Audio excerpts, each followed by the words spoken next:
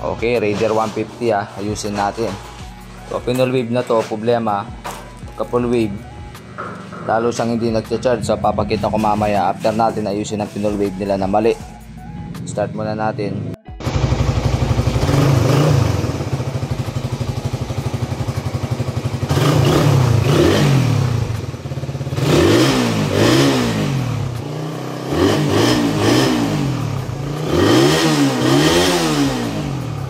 Kung napapansin nyo mga idol, full rev pero napakababa ng mag-charge. At the same time, nakapatay pa po mga ilaw niyan.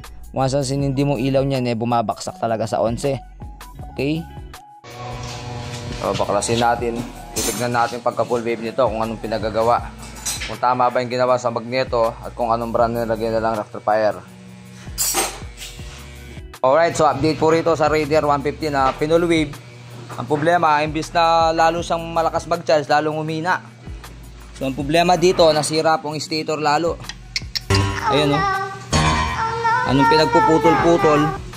O, pinutol, jumper, lalo pong naloko. Mali ito, mali. So, kung bakit hindi nag-charge lalo. So, nag-grounded lalo siya, nag-sorted. Pag ako nagpo-full wave, o ang tamang pagpo-full wave dito, wala kang dapat sisirain dito, wala kang dapat tulad nito, pinutol dito, pinutol doon, pinagduduktong dito. Ito po yung mali. Tignan natin mamaya, multitester natin kung floating ground ba to o may ground pa rin siya, kung bakit sorted pa rin. Imbis na malakas, imbis na lalakas, humina lalo. Alright, update. Okay. So, testingin po natin. For example, dito tayo sa puti. Yan. Body ground natin to, dapat hindi papalo ang tester. Aro? Siya, pumalo. Kabila naman. Para malaman natin, dapat to floating ground. Okay, sa kabila po, floating ground. Dito naman sa dulo niya. Okay, mapalo pero may mali dito. Shout out naman din. Okay, aba. Singin natin. Alright. Ayusin ko po. Tatama natin yung mali. Shout out po. Shout out. Sino, baka tiko pong bringin shout out. Shout out. Alright. Hindi si Kuya Frank ano? Shout out Kuya Frank. Alright.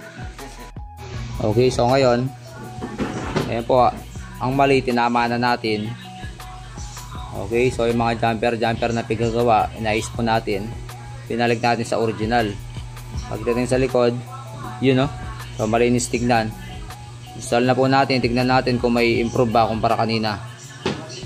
Mali yung full wave, ayusin natin. Okay, so nalagay na po natin.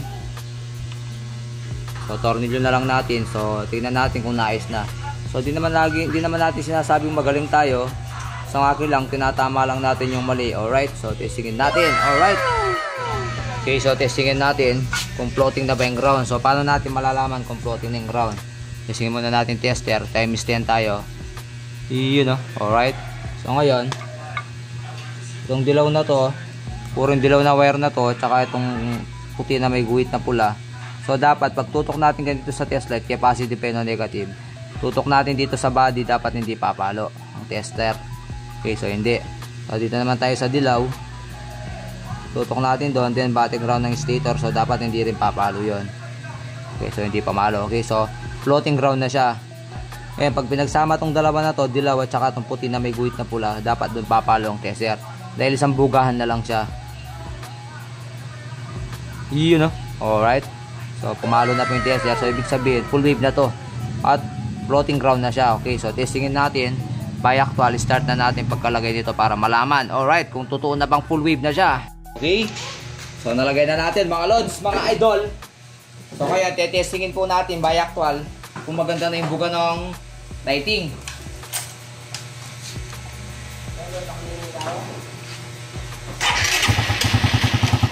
Okay. So ngayon, dapat dito, ito yung dalawang charging. Body ground natin itong test light. So dapat to walang makuha. Okay, so walang nakuha. So, dito tayo sa yellow. So, wala rin makuha. So, paano makikita na magandang supply nito? Dapat, itong dalawang to, pag negative positive ng test light, dapat kahit naka-minor, napakaliwanag ng test light natin. Yun o. Alright.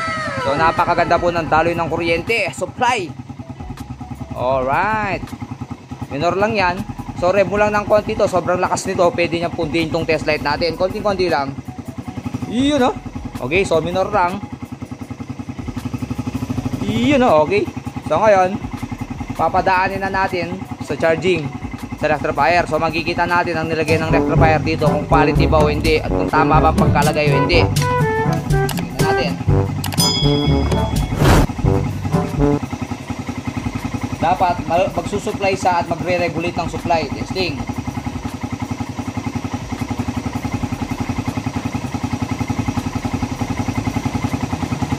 Alright. Ngayon, testingin natin kung may pinagbago ba sa charging niya. Yun nun, nag-13 no, minor pa lang oh. Uy, 13.1 no. Alright so wala tayong binago dito sa charging na nilagay nila. So ang problema lang talaga dito sa lighting, mali yung pagka full wave niya. So revolution natin kung papalo. Wow, 40 no. Okay. So ngayon, dapat mag-headlight tayo, hindi siya babaksak ng 11 unlike kanina. Okay, so napakaliwanag.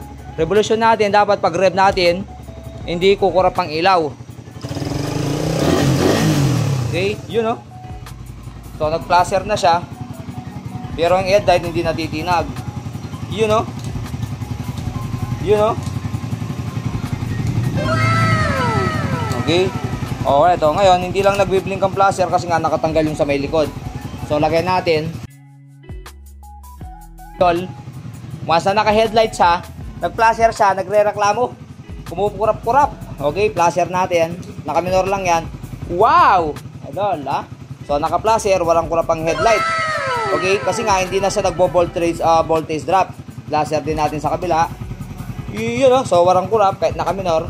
Lalo na yan, pag tumatakbo ka o naka-rev ka, mas consistent po ang supply. Revolution natin. Yun, At the same time, kaganda po ng palo ng voltmeter. Yun 14, 13. Okay, so patayin natin ang flasher. Patayin natin ang headlight. So revolution natin. Wow, napakaganda po ng voltahe na binibigay ng motor. Okay. So kanina, anong nangyayari dito? Kahit revolution mo, 13 lang, hirap pa. Ito, minor lang, kuha yung 14. Pag sindi mo ng headlight, babaksak siya ng 11. Okay, nakasinding headlight mo, naka-flasher ka pa. O naglalaro pa rin sa 14, 12, 13, no, minor lang. O yun napakaganda. So pag rev mo, hindi siya magbo-voltage drop. Wow! Okay? So pag ganito, wala nang tsansang malobat ang motor na ito. Ko-cover na natin, lalagyan na natin. Update. Alright, so update po rito. So nalagyan na ng fairings. Alright. So ngayon, start natin. Pag-i-clutch. Kumpara kanina. Alright Yun So minor po, ayan napakaganda minor tumataas yun Okay 12.9 30 minor napakaganda 13.2 13.3 so 13.5 13.6 okay so nag-a-up pa yan minor lang so anong ibig sabihin niyan nagcha-charge siya na napakaganda. Alright, so ang gusto daw nung nag-full wave dito dahil nalolobat pa rin, palitan na daw yung battery kaganda pa naman ang battery. Alright, okay idol, masasabi ka bang Team Dealing Works? Ayos okay thank you sa tiwala. Yan po so Raider 150 Pinul wave, lalong nagkanda loko-loko, inayos natin, successful. Alright, Dealing Works po, sharing is caring.